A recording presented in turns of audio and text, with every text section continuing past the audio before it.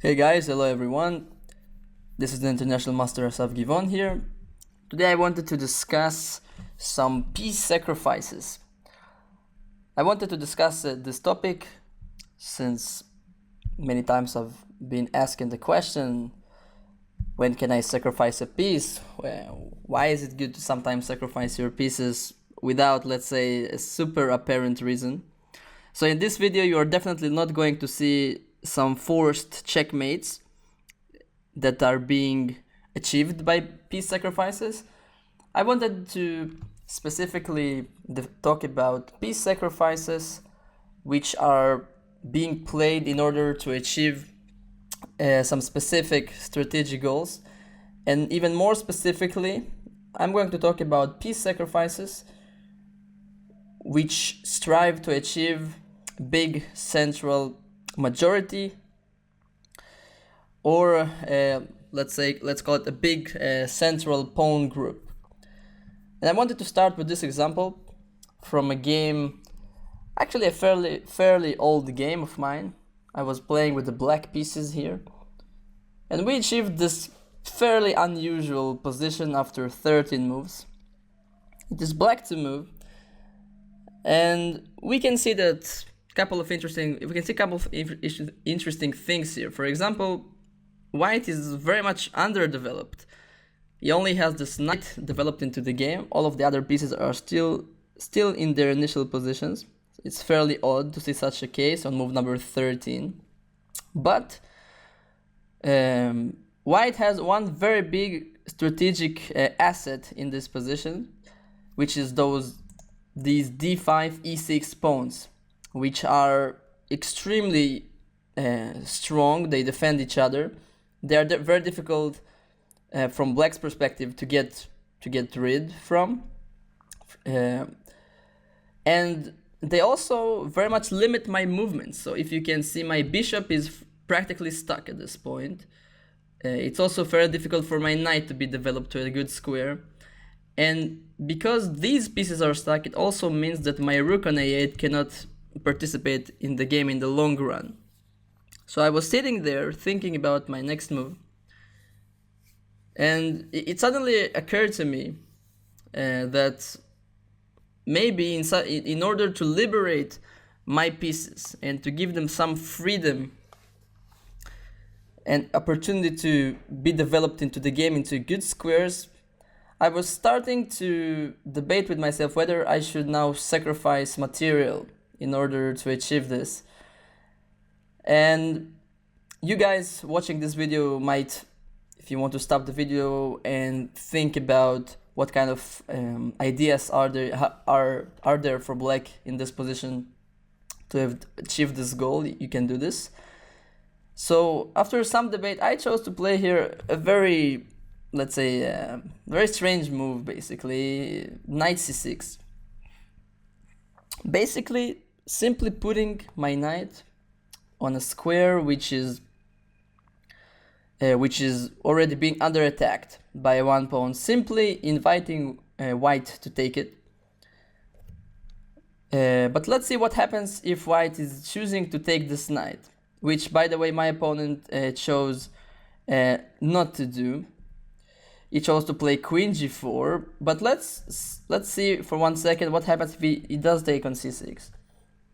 So first of all, when the pawn from d5 disappears, first of all, it gives me the opportunity to grab this pawn on e6, which is now not protected at all. Even though during the game, I planned to just take on c6 and just recapture this pawn on e6 on the next move, because white doesn't seem to have any good way to protect this piece on e6. This pawn on e6, I'm sorry. And when I will regain this pawn on e6, let's suppose white just plays, let's say, a move like bishop e2, some normal move, bishop takes e6. We see that not only now the black pieces liberated themselves, now the bishop got developed to a very good square, my rook can be finally developed into the game, which is a very important factor. But also look at this huge pawn mass in the center. I have 4 pawns protecting each other as a one group, and they are extremely strong when they will eventually start moving forward and create some troubles for white. And since white gave up all of its central pawns in order to take my knight, it doesn't have practically almost no obstacles to stop these pawns.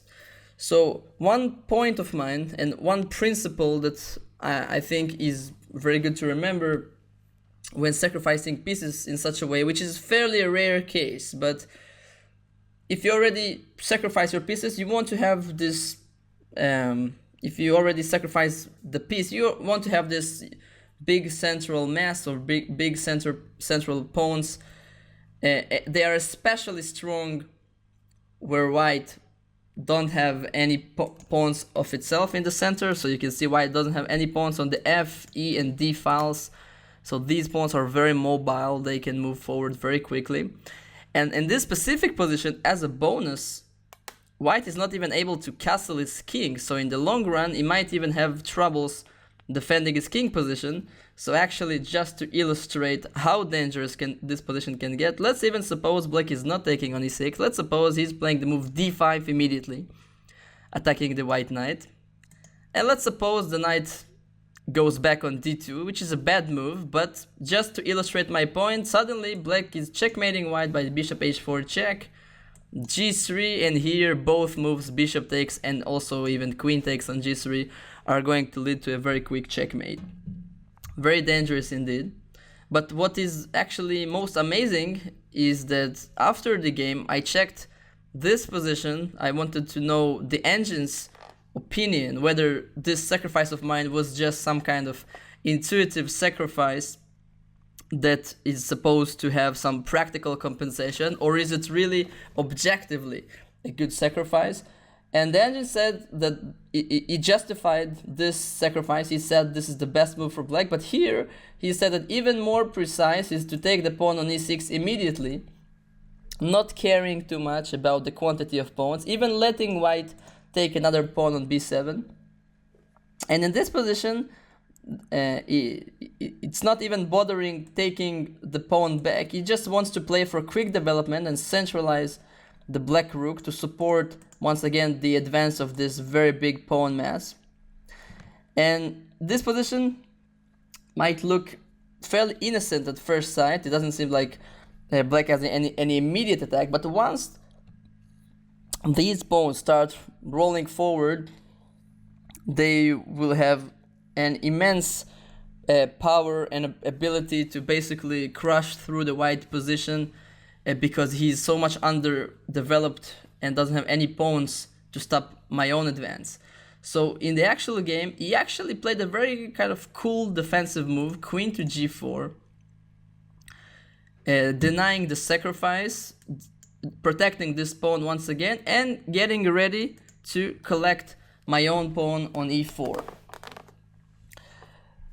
So in this case, after queen g4, I realized that I don't have any good way to protect my pawn on e4. This pawn has to be sacrificed, but at least since I already played the move knight c6, at least I can make an active move, something I couldn't do before. I played knight to d4 with a very obvious threat against his pawn on c2, but the reason why I played my knight on d4 and not, for example, my knight on b4, which is also creating a threat against this pawn, will be apparent very soon. So knight d4. He now took queen takes. He now played knight e3, which is actually no. I'm sorry. He did play queen takes e4. Knight e3 is the most precise move, which I'm going to discuss just in 1 second. After queen takes e4, this is just to show you what happened in the actual game. This is a very sensible move, taking away my pawn while also protecting this pawn on c2. And now basically during the game I realized that I have no choice, and if he refused to take the piece that I have sacrificed in order to liberate my pieces, I should force this on him and play the move bishop takes c6 with a very similar idea. I give up a piece, but I gain two things by this. First of all, to destroy his own strong pawn center, which is completely cramping my pieces. But also, with this sacrifice, I'm able to liberate my remaining pieces to be developed, and my central pawns are now having their own opportunities to be advanced. So after pawn takes bishop, I played d5 in the game, basically to deflect the queen from protecting c2. And actually I had a very strong initiative, which granted me... I didn't win this game. I must admit that at the time I was significantly lower rated than my opponent. He was maybe 300 points more than me at the time. And he managed to hold the draw in this position, even though black had the advantage throughout the game. But I just wanted to illustrate a very interesting variation which could occur if white plays the strongest move, knight e3. So why is this move is actually so much stronger than queen takes e4? It will be apparent fairly soon. So first of all, one very big point about the move knight e3, that it is keeping control over the d5 square. So if I want to play the same plan of bishop takes c6 followed by d5, it's already not coming with a gain of tempo against his queen. And also this move enables this bishop to be developed and control some squares along the diagonal. And after this move, once again, just in order to illustrate the idea of how the central pawns can be strong and sometimes are worth being, let's say, it's worth sacrificing some material, sometimes one piece, sometimes something else, in order to get them, is illustrated by the following variation. So still bishop takes e6, pawn takes bishop, and now let's say pawn d5. So I want to get my strong central pawns going, but also I'm trying to deflect this knight from protecting c2. So if now the white takes on d5, I have the option of capturing on c2, when white will lose his right to castle. But here there is a very big issue, that white can play this little move, pawn to c3, attacking my knight on d4.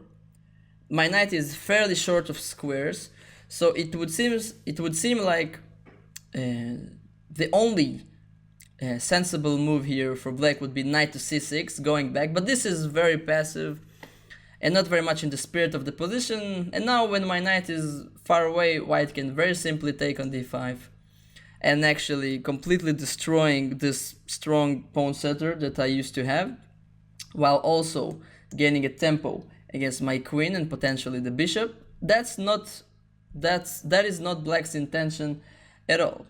So if we go back to this position, black has an amazing resource here, which once again is coming to illustrate how important it is for black and in general here to keep his strong pawn center intact, is the move queen e5. Maybe the most beautiful move in this whole... Okay, it was not actually played in the actual game, but it could be played, because this move in itself is not creating any threats. It's just aiming to centralize the queen, safeguarding all of these pawns. Obviously this move is doing more things, for example putting pressure against this e6 pawn, but the obvious question is, what if white just takes on d4? And now it's not one piece that we already sacrificed before, it's now two pieces that black sacrificed. But here black can take on d4, getting those three pawns in the center connected together with the queen supporting them, also gaining a tempo against this knight on e3. And once again, as a bonus, this move also opens up this diagonal for the bishop to check the white king. And you get also the c file, but it looks a bit a bit crazy, right? To sacrifice just 2 pieces just to get this strong pawn center.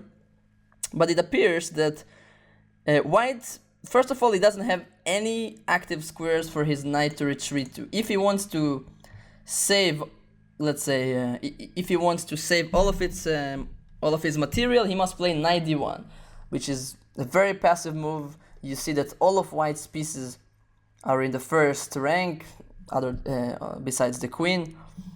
And now, for example, after bishop b4 check, white is also forced to lose his right to castle.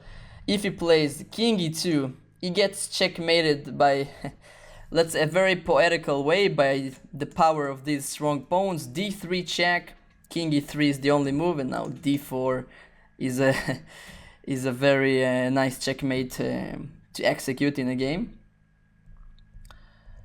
So let's suppose white is playing the bishop to d2.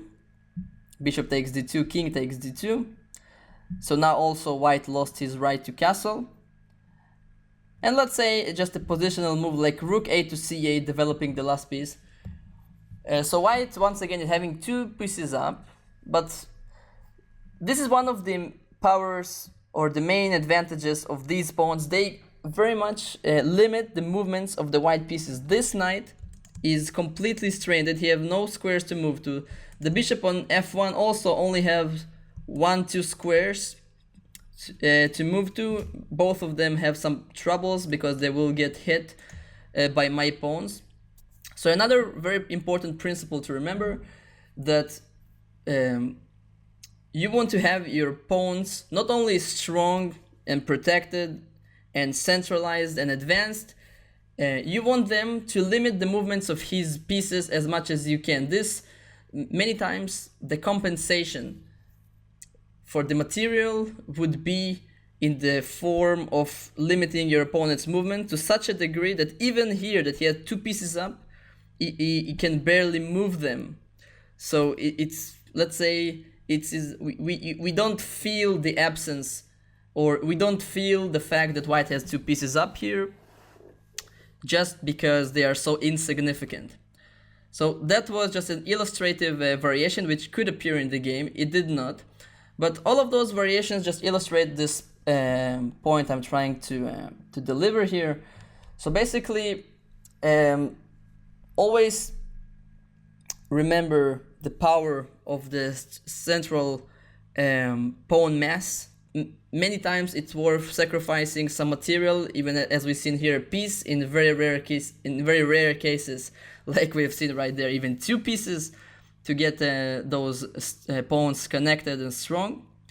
And I hope this kind of idea will help you in your own games, and you can execute some similar ideas to destroy your opponents and take them off guard. So thank you all for watching. I'll see you in the next videos. See you guys. Bye bye.